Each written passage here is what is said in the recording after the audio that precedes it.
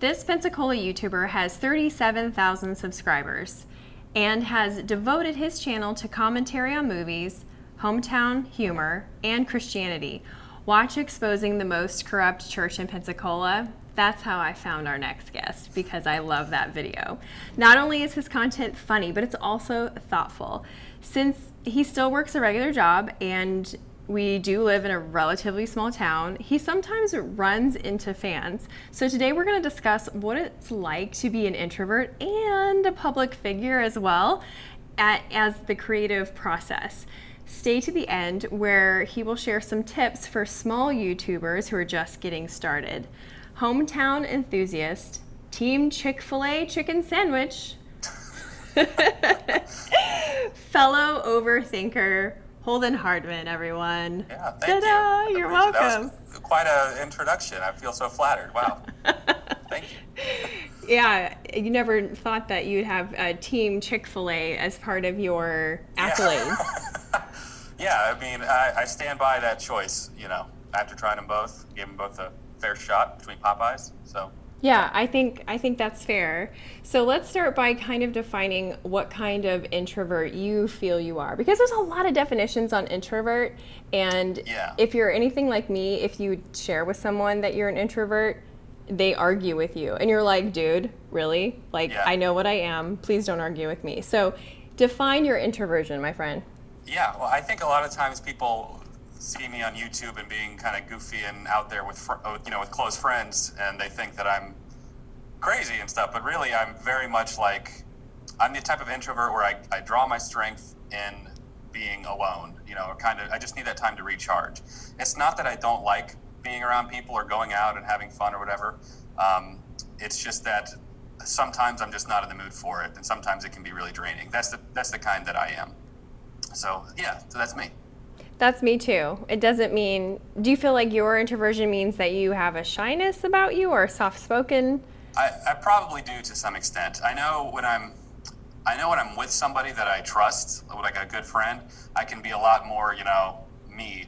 But when I'm put into a position of being around people that I just don't know, I very much am like shy and quiet, and I've tried to really work on it. But for example, I'm working from home right now. I had a meeting, over the phone with everybody at like 9 a.m. And some of my work people know that I do YouTube, and some of them don't. And they were like, "So Holden, were you making any videos during the quarantine?" And I was like, "Oh my God, please stop talking about this."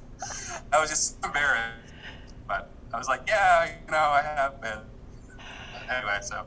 That's funny. So what's that like when you run into people, or like your lives, if you will? You have like your YouTube life, and then you have your work life, and then your personal friend life. What happens to you as an introvert when those start crossing? It's well, I went to Target. I left the house after about 3.5 days from the virus. I went to Target to get some stuff. I was with Matt and got recognized twice. That's awesome. And the first guy, he didn't. Like, a lot of the times they might recognize me. They'll see a video I did like 6 months ago. They'll recognize me, but they don't know my name. So they'll be like, you did something about a pizza or something in town, right? I was like, oh yeah, that was me. But sometimes they know, my name. But it's cool. I try and chat and be, let's talk about this one video I did 8 months ago that I'm trying to remember a little bit better. But it's very cool. It's very flattering. And if I ever get too big of an ego, my friends are very quick to be like, "Holden, you suck." I'm like, "Oh yeah, that's right, I do suck." So they keep me humble. Yeah, thanks for the reminder. As my introvertedness, how my introvertedness comes out is definitely taking my energy from being alone. But sometimes I enjoy like solo outings where I will go to Target, for example, like when it's not busy and quiet, and I'll like shop alone, and that can be like a energy giving thing. So with you running into people, does that kind of change the way you have to intentional get your energy back? Yeah, well, I sometimes go to movies alone, and some people think that's weird, but I'm just like, no, I just want to go by myself. But it is, like, I'm trying to be more mindful, because like as my channel has been growing, for every like person that does say something to me, I wonder how many people recognize me but don't. So it's like this weird sense of like, I have to kind of be aware of what I'm doing in public, you know, because it's starting to get to that point where I can't just like, I'm becoming more like public figure-y, which is kind of weird. So no more picking your nose in public. Exactly. Like I can't, eventually I'm going to be like on TMZ and I'm going to be like in one of these like positions. That would be amazing. But yeah, so it does kind of suck that I have to kind of just be aware of what I'm doing and what I'm saying, you know, and but it is what it is, I guess. Another quality of introverts that I meet, I'm not sure if it's all introverts, but a lot of the introverts that I know, and myself included, are overthinkers. Oh yeah. And I remember watching one of your videos, actually was in the interview with Travis. Oh, okay. A fellow YouTuber, podcaster person. Yeah. And you had said that you tend to be an overthinker as well. Mm-hmm. Because you have this creative content that you regularly put out, what's your process to quit circling and do the thing? It's something I call upload phobia. It's like whenever I work on a video, especially one that might be not controversial, but a little edgier, I'm always like, I don't know, maybe I should take that part out, or maybe I should take it, you know. But because I'm always working on like 3 or 4 videos at any given time, my mentality is even though I don't know how people are going to respond, just post, you know, and then I'm already working on the next one. So even if that one's bad, in 2 days I got another one going up, and you know, I don't want to let my anxiety, I guess, control what I do, and so I act in spite of it, and that took a lot of practice. So even though I'm an overthinker, I'm still going to act. I imagine having 2 or 3 videos at a time would probably help with that, because like you said, it's like your built-in recovery system, but also it kind of pushes you out the door, if you will. Yeah, so I can get that one down, and you know, and I'm already working on the next one by the time people are commenting and interacting on that one. Do you ever have trouble with people that are less than positive on YouTube? Does it affect you a lot, or? Yeah. Luckily with the way that my channel is structured, most of it is positive. Sometimes, I mean, I wish I could be like, it doesn't bother me at all. I don't even know these. But sometimes it does bother me. It just depends. I'm a lot better about like, I don't get into arguments and like never-ending comment threads of people arguing or anything. It depends on the comment. Sometimes if something is just like straight up, that's not fair, or that's very blatantly out of context, and you're straw manning my argument, I'll give one response, you know, and that's it, and I just let it go from there. And luckily, with the way my channel is now, any response that they may have that might be mean kind of gets drowned out in the other sea of comments, which is a good problem, I guess, now, but it didn't used to be that way, because I would see every single, you suck, Holden, and blah, you know. So, yeah. That's I never thought of that as a side effect of growth, that, you know, the bad comments would just be drowned out by the sea of other comments, and it would matter less in a way. Yeah. I mean, it sucks, like, first starting out, you know, where you pay attention to every single like and dislike and every single comment, and those comments, as small they may be, just are so heavy and have like so much weight. And I mean, it's just evolving now, where there's just so many, and one bad one doesn't hurt as much as it used to. Oh, geez, speaking from the soul now. Preach. Yeah. And a lot of that has been in the last, 8 months that your channel has grown? Yeah, I would say 2019 was the biggest year of growth. And then the end, like literally the 31st of December, when that Star Wars video with Matt randomly got picked up by the algorithm. So I ended 2019 on a very high note. That's awesome. Well, even when I wrote your intro, I had to redo it because it was like 36,000. And then, you know, we had, because of COVID-19, we had to push our date back. And a week later, when I was just going over my notes, I was like, wait a minute, this isn't accurate. It's probably not even accurate right now. But yeah, that's it's a little higher now. Oh, great. I know when you say a little higher, it's probably like 3,000 more higher. this is me getting into my own. This is why I have friends like, Holden, you suck. No, it's a little bit higher, but oh well, it's a little higher. It's not a big deal. Don't worry about it. No, I'm very grateful. I'm like, it's a super humbling experience, and it's nice to finally feel like validated, having done YouTube for so long, and then getting 10 views, 15 views a video that I worked so long on. So now I'm like, to getting the numbers I've always wanted. So I'm just very happy. I don't mean to come across as being like, big-headed about it. I'm so excited for where I'm at right now. No, that's amazing. How long have you been doing YouTube? Consistently about 3 years now. But I've been doing videos since I was 11, 12 and posting them on different channels with friends, and they're garbage. Don't look them up, please.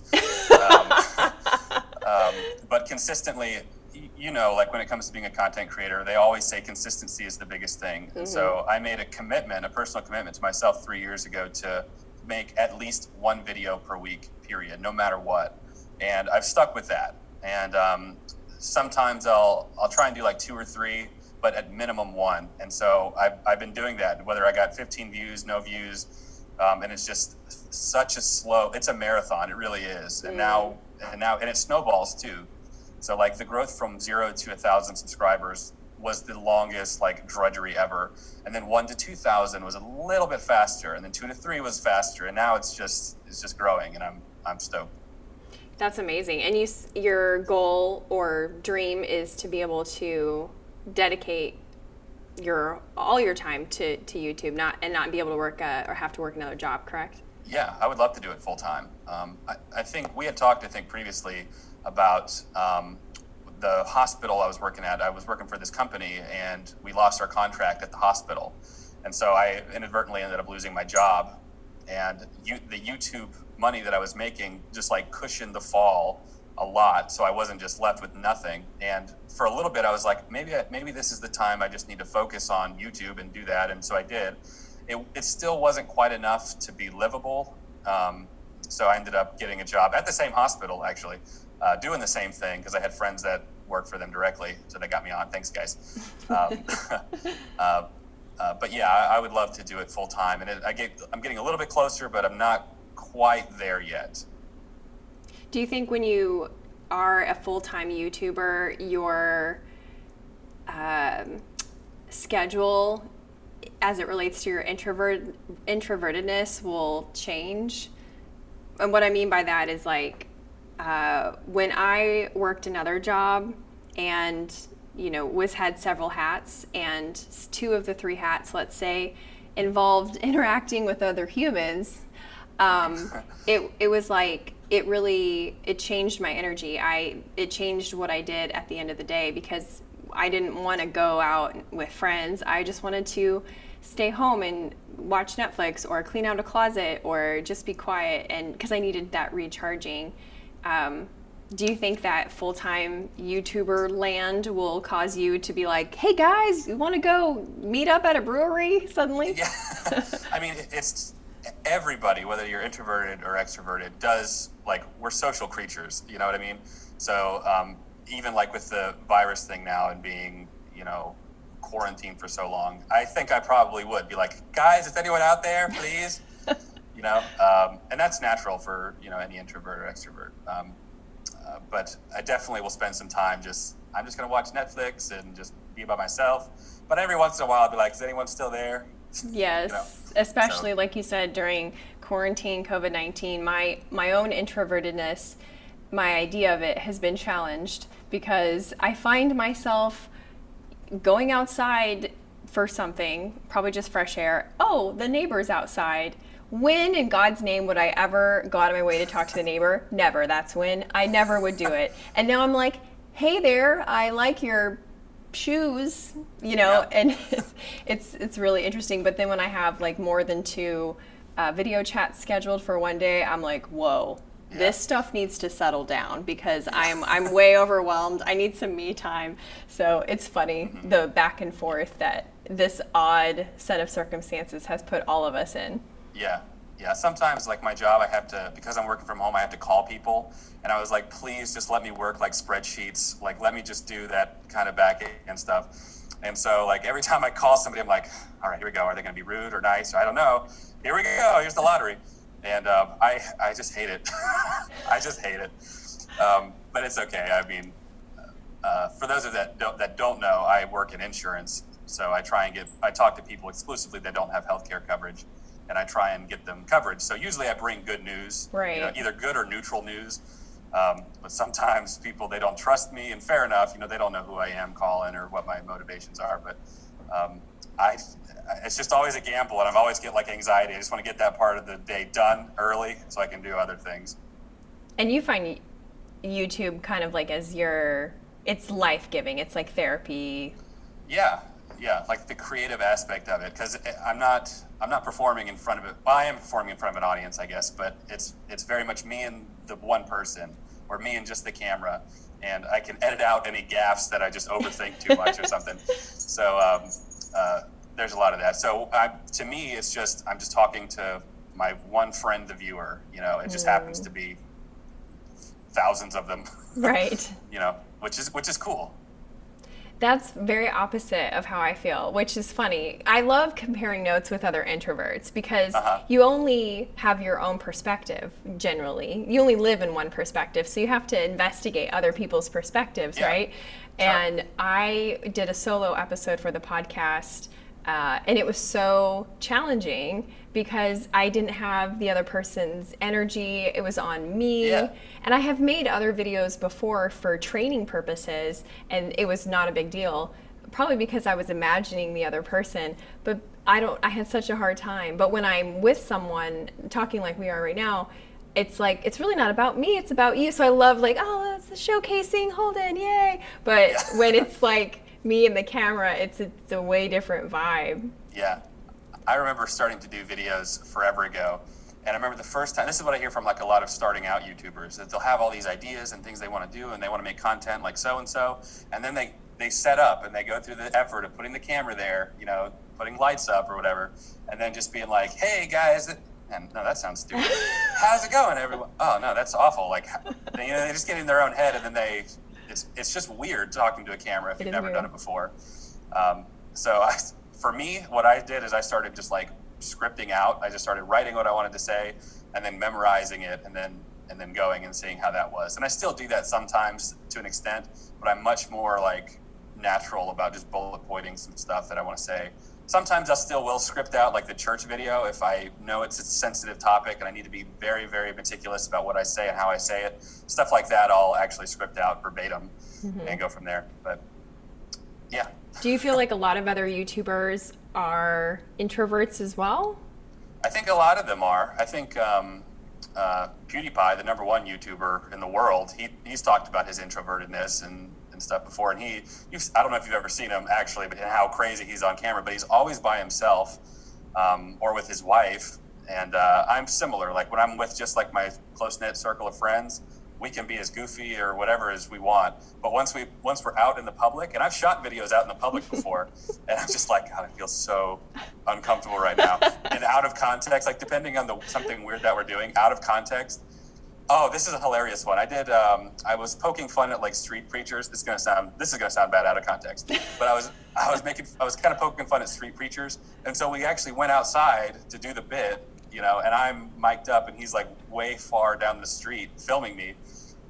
And the cars are actually passing by and I'm saying like really weird stuff. And I was like, and I'm trying to get through like this 30-second little monologue. I'm like, okay, how was that? And he was like, no, the camera was shaky. We got to do it again. I'm like, dang it. I want to go. So anyway. That's funny. YouTubers out in the wild. Yes. That could be the next Instagram account. YouTubers in the wild instead of influencers in the wild. You said that you had some like tips or advice for people just starting off in YouTube. And I would love to hear those just out of curiosity, but I would also love to hear them because I think right now there's like a lot of YouTubers being born, no? Yeah. I feel like with like TikTok coming out, I'm like, is that going to be like the new thing? And I feel like old because I'm like, I don't want to do that. That's what the kids are like looking at these days. So maybe YouTube will be old hat eventually, but I think this is a good time to start on YouTube. I don't know if you remember like when the adpocalypse happened after the whole Logan Paul thing. For those of some, Yeah, no, please enlighten me and anybody else that may not know. This was a huge deal for YouTubers. So you used to be able to get monetized. So what that means is you can run ads on your video to make some money. For those of us that were smaller, we'd make like 2 cents a month, because nobody would really watch. Logan Paul, who's a bigger YouTuber, did something bad, and YouTube's response was to take away our monetization unless you met a threshold of 1,000 subscribers and 4,000 watch hours. So I lost my monetization at the time because I didn't meet that. And they didn't grandfather you in? They sure didn't. Nope. I lost it. So all of these small YouTubers lost their monetization, or they were like, I'm never going to reach those numbers, And so a lot of people quit. And I kept going because I just loved making videos. And so once I did reach that threshold, it was just really nice. And I think a lot of the competition fell away. And I think the reason a lot of people don't get into making YouTube videos that may want to is because they're putting all this effort into it, working for hours on videos, and then virtually nobody watching it. It can be really disheartening. And that's sad. So my philosophy was that I would put all this effort and work into videos that nobody would watch. And so I was like, I just need to make videos for me, videos that I would want to see and that I want to make. And it's practice, because the videos I was making a year ago, I don't think are as good as the ones I'm making now. And in a year from now, looking back, I hope that my videos will be even better. So I just kept with it because it's stuff that I wanted to make. And luckily, I've maintained that mentality. Just now people are actually watching, which is a great feeling. That's a perfect pairing of the two, because you have joy from the mere doing of it, but you also have success and traction. Yes. Yeah, which is really nice.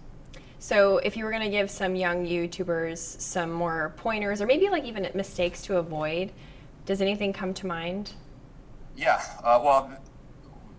consistency. That's the biggest thing. I think being honest with yourself about the quality of your content. And I see a lot of the time people will, or early starting on, I made this video and I think it's so good and it's YouTube's fault for not sharing it as much. And then you watch it and you're like, it's really not that great, And I had to be really honest with my videos and be like, these really aren't good. I see why people aren't watching them. The retention time is so low, and then just get better.